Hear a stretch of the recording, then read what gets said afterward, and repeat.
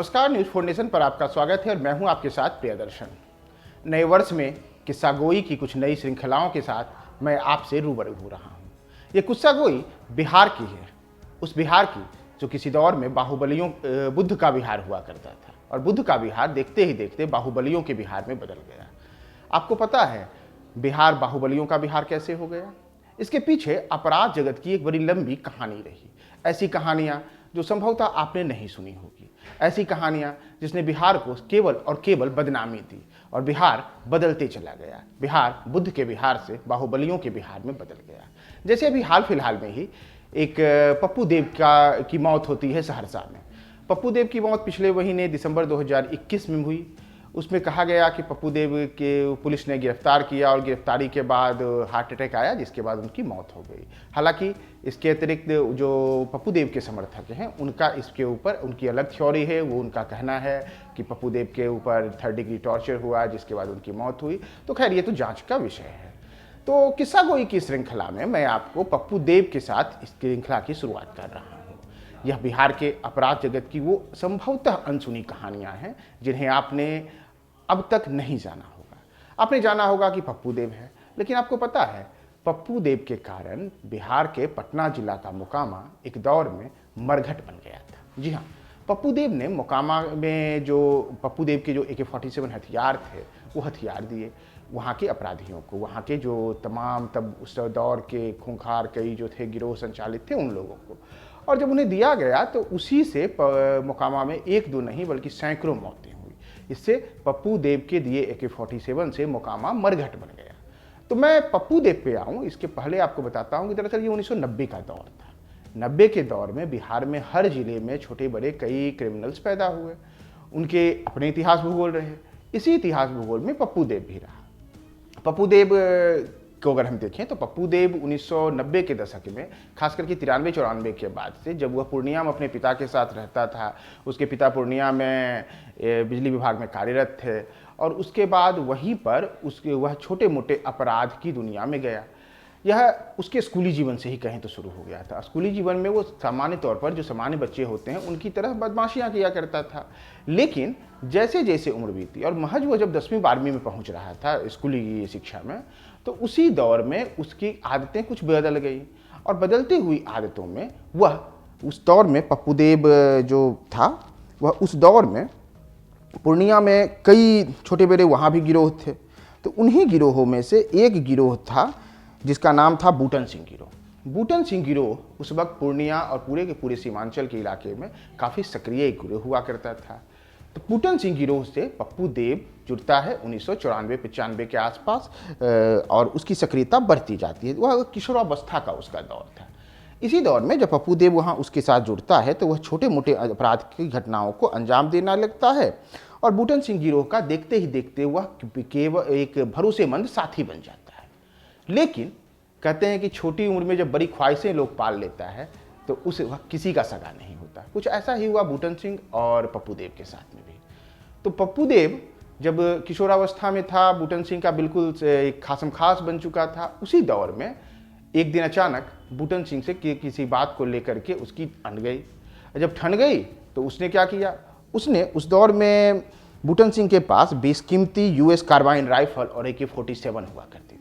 कहते हैं कि पप्पू देव उसके वो दोनों हथियार जो AK-47 थे और जो US कार्बाइन थी, वो दोनों के दोनों हथियार लेकर के वो वहाँ से फरार हो जाता है और वहाँ से वह आ जाता है सहरसा, अपने गांव में बेहरा। सहरसा में आता है। सहरसा में इसका अपना अलग एक रुतबा और आतंक शुरू होता है। यहाँ पर जो भी मोटरसाइकिल की छीनने की घटनाओं से जो पप्पू देव ने अपने आपराधिक जीवन की शुरुआत की थी, वह देखते ही देखते इन हथियारों की बदौलत उस पूरे के पूरे सीमांचल में, कोसी में, नेपाल के इलाकों में इसका एक अपना खौफ शुरू हो जाता है। जब ये खौफ शुरू होता है तो कई इसकी कहानियाँ हैं, कई हत्याएँ हुई, कई वारदात हुए और ऐसे ही एक वारदात के दौर में बूटन सिंह गिरोह भी इसके ऊपर पड़ा हुआ था, क्योंकि यह इसका हथियार लेकर भाग गया था। तो यह चाहता था कि मैं खुद को कहीं बेहतर तरीके से स्थापित करूं। लोग कहते हैं, जो उसके साथ उस दौर के लोग थे, वो कहते हैं कि उसी दौर में पप्पू देव सहरसा से निकल करके पटना जिले के मोकामा में आता है। यहाँ पे मोकामा जो था उस समय वो बारूद के ढेर पे बैठा हुआ मोकामा था। जी हाँ, और कहते हैं कि बारूद के ढेर पर बैठे मोकामा को सुलगाने में एक जो बड़ी अहम भूमिका निभाई वह पप्पू देव ने भी निभाई। उस दौर में पप्पू देव के पास जो अत्याधुनिक हथियार आए थे वह हथियार लेकर के वह यहाँ आता है, यहाँ के जो कई सिकड़िए गिरोह होते हैं उनके साथ जुड़ता है और उन्हें हथियार देता है जिससे वो अपनी अदावत की लड़ाई लड़ते हैं। यह 1990 का दशक था। कहते हैं 1995 आते आते बिहार में अपराध चरम पर पहुंच चुका था। आपको यहाँ ध्यान रखने की जरूरत है कि वह 1995 जो समय था वह लालू राज था। बिहार में लालू यादव मुख्यमंत्री हुआ करते थे और 1995 में ही बिहार विधानसभा का फिर से दोबारा चुनाव हुआ था। उसमें भी लगातार दूसरी बार लालू यादव पे एक पूर्ण बहुमत के साथ सरकार में आए। लेकिन उनकी सरकार के आने के दौर में ही बिहार में मैंने जैसे पहले आपको बताया कि हर जिले में हर जगह छोटे बड़े कई अपराधी हुए और उन आपराधिक गिरोहों की अदावत में हर जगह लाशें गिरने लगी। इससे मोकामा भी अछूता नहीं रहा। उस समय नाटा सिंह, सूरज सिंह, राजू सिंह के नाम पर मोकामा में कई गिरोह सक्रिय हो चुके थे और 15 से 20 साल के दर्जनों युवाओं के कंधे पर तब AK-47 जैसे हथियार दिखने लगे थे। यह सब कुछ एक तरीके से ऐसा कहा जाए कि क्विक मनी और जो अपने आप को बाहुबली कहाने की एक लत होती है, उसी लत में मोकामा और इसके आसपास के कई युवा जो हैं इन गिरोहों से जुड़ते चले गए और एक के बाद एक हत्याएं होने लगी। तो मैंने आपको बताया कि आप कहेंगे पप्पू देव इसमें कैसे था, तो दरअसल इसकी कहानी पे आते हैं। हुआ यूं कि जो उस समय वहाँ पर एक राजू सिंह नाम का गिरोह जो सक्रिय था उसके पास भी कई अत्याधुनिक हथियार थे और एक बड़ा सा उसके पास बड़ी सी लोगों के उसके गिरोह में सक्रिय सदस्य थे। इन गिरोहों के जिससे अदावत थी, कहा जाता है कि उस दौर में वहाँ पे जो कई ऐसे गिरोह थे, सूरजभान सिंह गिरोह, नाटा सिंह गिरोह, उन कई लोगों से उसकी अदावत चल रही थी। तो इसी में 11 दिसंबर 1997 का वह दिन था। सुबह के करीब 7:30 पौने 8 बज रहे थे। राजू सिंह अपने पूरे गिरोह के साथ निकलता है और सर्द सुबह उस 11 दिसंबर 1997 की सर्द सुबह में अचानक से उसके ऊपर, उसके पूरे गिरोह के ऊपर गोलियां तरतरा दी जाती हैं। एक दो नहीं बल्कि सैकड़ों राउंड गोलियां चलती है और एक साथ करीब आधा दर्जन उसके साथी मारे जाते हैं। एक तरीके से एक झटके में पूरा का पूरा राजू सिंह गिरोह सफाया हो गया। लेकिन राजू सिंह गिरोह का जो ये सफाया हुआ, इसके पीछे की जो असली षड्यंत्र रचा गया था, इसमें जो नाम आया था वह था उस दौर में उसका एक साथी नागा सिंह का। ये नागा सिंह उस दौर में राजू सिंह गिरोह में शामिल हुआ था। बिल्कुल किशोरावस्था उसकी उम्र रही होगी, तब करीब 20 साल कहते हैं कि उसकी उम्र थी और उसने किसी बात को उसकी भी अदावत हुई और उसी अदावत को लेकर के वह तुरंत प्रतिद्वंदी गुट से जाकर के मिलता है और मिलने के बाद उसी गुट ने राजू सिंह की गिरोह का पूरा खात्मा कर दिया। इसी दौरान वहां पे नागा सिंह की सबसे पहले पहचान होती है पप्पू देव से, जो सीमांचल से यानी कि बुटन सिंह गिरोह का हथियार लेकर के भाग करके वहां से पहुंचा था मोकामा। तो यहां दोनों की पहचान होती है। लेकिन इसी दौरान एक और घटना होती है। यह घटना थी 1998 में लालू यादव सरकार के पूर्व मंत्री ब्रिज बिहारी हत्याकांड की। तब 13 जून 1998 को शाम के 8:15 बजे थे। पटना का IGMS जो अस्पताल है, उस अस्पताल में अति सुरक्षा वाले इलाके, जो पूरा का पूरा वार्ड था और उस वार्ड में गोलियां तरतरा दी जाती हैं। गोलियां तरतराई गई किसके ऊपर? ब्रिज बिहारी के ऊपर। वही ब्रिज बिहारी जो एक दौर में लालू यादव सरकार में सबसे ताकतवर मंत्री माने जाते थे। उस वक्त उनकी तबीयत खराब थी, वो बीमार थे और यह मूल रूप से मुजफ्फरपुर के थे। मैं इसकी भी कहानी आपको बताऊंगा अगले आने वाले एपिसोड में कि दरअसल इसके पीछे की मूल कहानी क्या थी इस गोली में। लेकिन लालू यादव सरकार में जो मंत्री रहे ब्रिज बिहारी, उनको पटना के एक अस्पताल के VVIP वार्ड में गोलियों से भून दिया गया। गोलियों से भूनने के बाद उस दिन कहते हैं कि पटना से लेकर के मुजफ्फरपुर और मुजफ्फरपुर से लेकर के मोकामा तक खूब सारी खुशियां मनाई गई, खूब सारी गोलियां चली और इस हत्याकांड में उस दौर के जितने बड़े नाम थे, जैसे सूरजभान सिंह, श्री प्रकाश शुक्ला, मुन्ना शुक्ला, मंटू तिवारी, राजन तिवारी, भूपेंद्र नाथ दुबे, सुनील सिंह, अनुज प्रताप सिंह, सुधीर सिंह, सतीश पांडे, ललन सिंह, नागा सिंह, मुकेश सिंह, कैप्टन सुनील उर्फ सुनील टाइगर जैसे कई बड़े नाम थे। उन सबके नाम आए कि सब लोगों ने मिल करके इन हत्याकांड को अंजाम दिया है। ब्रिज बिहारी हत्याकांड में जो नागा का नाम आया, इस नाम के आने के बाद अब यह साफ हो चुका था कि वह सूरजभान सिंह गिरोह का भी एक प्रमुख सदस्य बन चुका है। और इसी दौरान फिर एक घटना होती है। यह बात थी 1.5 वर्ष के बाद सन 2000 में बिहार विधानसभा का चुनाव आता है और इस चुनाव में सूरजभान सिंह मोकामा विधानसभा से चुनाव लड़ने की तैयारी में जुटते हैं। लेकिन उनके सामने अब सबसे बड़ी जो चुनौती थी वह थे उनका एक जो प्रतिद्वंदी था नाटा सिंह गिरोह हुआ। तो अब ऐसे में एक बड़ी बात है कि आखिर नाटा सिंह गिरोह से जब तक वह कोई ना कोई समझौता नहीं करते तब तक उनके चुनाव जीतने की बात संभव नहीं थी, ऐसा कहा जाता है। तो उसी दौर में कहा जाता है कि उनके खासम खास थे ललन सिंह। ललन सिंह ने उस दौरान अपनी जान हथेली पर रख करके और नाटा सिंह के जो मांद कहें, उसके जो गिरोह का जो पूरा मांद था उसमें वो घुसते हैं बिना हथियार। जो जिन दोनों गिरोहों के बीच में अब तक सैकड़ों लाशें गिर चुकी थी, लेकिन उस ये 1980-85 से शुरू होकर के सन 2000 तक की घटना हो चुकी थी। 100 से कहते हैं 100 के करीब लाशें गिर चुकी थी। लेकिन उसी दौर में ललन सिंह समझौता करने के लिए जाते हैं। उस दौरान सूरजभान सिंह पटना के बेऊर जेल में थे और चुनाव लड़ने की तैयारी में थे। एक घटनाक्रम ऐसा होता है और दोनों के दोनों मान जाते हैं। दोनों के मानते हैं तो दोनों के मानने के बाद सूरजभान सिंह निर्दलीय चुनाव लड़ते हैं और उस दौर के इतिहास में जो सूरजभान सिंह चुनाव जीतते हैं वह अपने आप में एक इतिहास कायम करते हैं। कहते हैं कि निर्दलीय प्रत्याशी के रूप में सूरजभान सिंह ने जितनी बड़ी जीत हासिल की थी, बिहार के इतिहास में आज तक ऐसी जीत हासिल करने वाले इक्के दुक्के नेता हुए। संभवतः वो सबसे उनकी बड़ी जीत थी उस दौर में।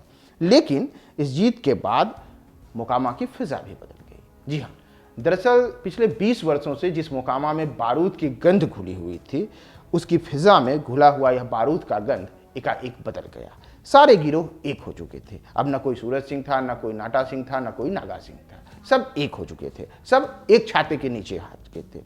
हाँ, ये जरूर था कि उस दौर में भी मोकामा में कहते हैं कि बिहार, उत्तर प्रदेश, झारखंड जैसे जो राज्य थे उस वहाँ के जितने मोस्ट वांटेड थे उन सब का आना जाना मोकामा लगा रहा और वो सब के सबकी एक सुरक्षित स्थली, बेहतरीन पनाहगाह मोकामा बना रहा। और इसी में एक नाम था पप्पू देव, जैसा मैंने आपको बताया था। तो हुआ यूं कि उसी दौरान पप्पू देव जो अभी अभी वहाँ से आया था यहाँ 2 साल पहले सीमांचल के इलाकों से भाग करके, उसकी जब यहाँ पे हुई तो यहाँ पे उसकी और नागा सिंह की, इन दोनों की दोस्ती होती है। सूरजभान चूंकि विधायक बन चुके थे तो अब इनका अपराध की दुनिया से कोई नाता नहीं रह गया था और जो कई अन्य जो शेष लोग थे उनके गिरोह के, वो ठेकेदारी और अन्य में चले गए। कुछ लोगों की गिरफ्तारी भी हो गई। तो इसी दौरान पप्पू और नागा सिंह एक दूसरे से मिलते हैं और दोनों मिलने के बाद इन लोगों ने तब नेपाल के विराटनगर से तुलसी राम अग्रवाल नाम के एक व्यक्ति का अपहरण किया। अपहरण की इस घटना ने पूरे बिहार, पूरे भारत सरकार, नेपाल सरकार और इंटरपोल तक के होश उड़ा दिए। इस घटना में कहा गया कि करीब 4 करोड़ रुपए तक की फिरौती वसूली गई और यहीं से इसके पहले भी 1-2 और अपहरण की घटनाएं हुई थी।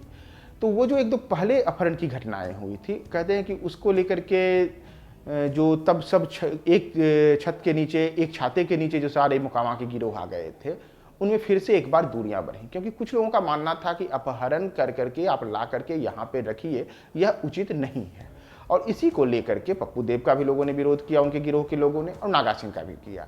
इससे ये दोनों के दोनों नाराज हुए और इसके लेकर के कहते हैं कि तब नागा सिंह ने सूरजभान और जो उसके अन्य लोग थे उनके खिलाफ इसने विद्रोह कर दिया।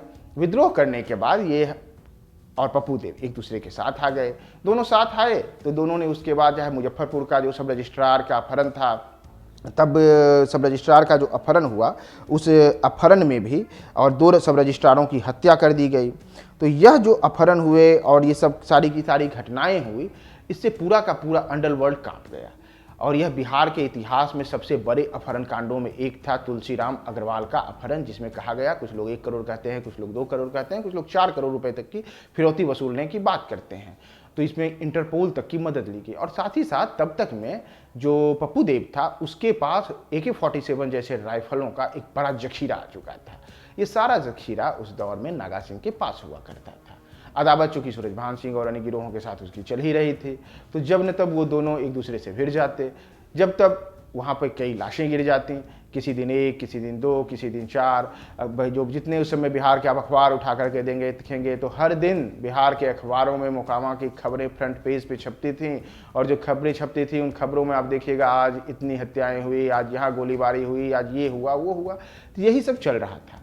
तो ऐसे ही दौर में जब तुलसीराम अग्रवाल का अपहरण हुआ और मुजफ्फरपुर के सब रजिस्ट्रार का अपहरण हुआ, तो इन दोनों अपहरण के बाद कहा गया कि पप्पू देव ने नागा सिंह के साथ वहाँ भी एक वाजिब हक नहीं दिया, यही कहा जाए। क्योंकि जो बड़ी फिरौती की रकम वसूली गई, उस रकम वसूली के बाद पप्पू देव को ने बहुत छोटी सी राशि नागा सिंह को दी और इससे नागा सिंह नाराज हो गया। नाराज नागा ने एक दिन पप्पू देव के ही खात्मे की योजना बना डाली। पप्पू देव कहते हैं कि उस दिन मोकामा से पटना गया था, उसे वापस मोकामा जाना था और वहीं रहना था। लेकिन इसी दौरान उसके किसी खास ने यह उसे जानकारी दे दी कि आज तुम जब आओगे तो तुम्हें यहाँ पर नागा सिंह ने खत्म करने का पूरा प्लान कर दिया था। ध्यान रखिएगा कि यह सन 2002 था। सन 2002 में पप्पू देव को के खत्म करने की पूरी तैयारी नागा सिंह ने कर ली। जैसे ही इसकी भनक पप्पू देव को लगी, अपने हथियारों के विशाल जखीरे, AK-47 जैसे 1, 2, 3 नहीं कई हथियार उसके पास थे, वो सारे के सारे हथियार वह मोकामा में नागा सिंह के पास छोड़ करके ही किसी तरीके से अपनी जान बचा करके एक बार फिर से वहाँ से भाग करके कोसी के इलाके में चला जाता है, यानी कि सहरसा के इलाके में चला जाता है। तो जैसे उसने लूटन सिंह गिरोह के हथियार लेकर के भागे थे, इस बार कुछ वैसा ही उसके साथ हुआ जब उसके हथियार यहाँ के जो उस समय के नागा सिंह था उसका दोस्त ही था, वह लेकर के भाग गया।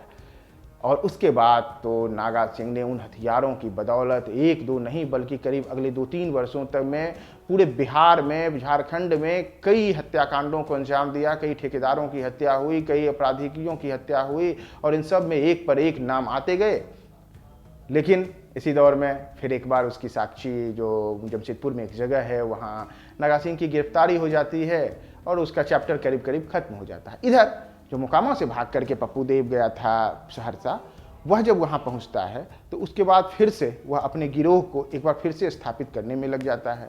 लगता है तो वह वहाँ से नेपाल जाता है। नेपाल जाने के बाद अचानक एक दिन 2003 में उसकी गिरफ्तारी हो जाती है और वह भी 50 लाख रुपए की नकली करेंसी और कहते हैं कि कई मादक पदार्थों के साथ में करीब 1 दशक तक वहाँ की जेल में रहता है। वहाँ की जेल से रह करके आने के बाद फिर उसकी एक अलग दुनिया होती है और फिर अभी दिसंबर 2021 में उसकी मौत हो जाती है, जिसकी भी कई आरोप प्रत्यारोप उसके ऊपर भी लग रहे हैं। तो किस्सा गोई में यह वो कहानी थी कि कैसे पप्पू देव ने अपने जो सबसे उसके साथी थे लूटन सिंह, उसके साथ उसके साथ कहीं धोखाधड़ी करके कि वहाँ से वह मोकामा आया। फिर वही हश्र कुछ उसका वहाँ हुआ जब नागा सिंह ने उसके साथ कुछ वैसा ही किया। तो अपराध जगत की ऐसी ही कुछ और अनसुनी कहानियों को लेकर के मैं आपको आऊँगा और मैं आपको यह भी अगले एपिसोड में बताऊंगा कि कौन है बिहार के अंडरवर्ल्ड की राजधानी और बिहार में कैसे हथियारों का जखीरा, बम बारूद, गोलीबारी की पहली घटनाएं हुई। तो आप हमारे साथ देखते रहिए न्यूज़ फाउंडेशन। मैं फिर आपसे मिलता हूँ। नमस्कार।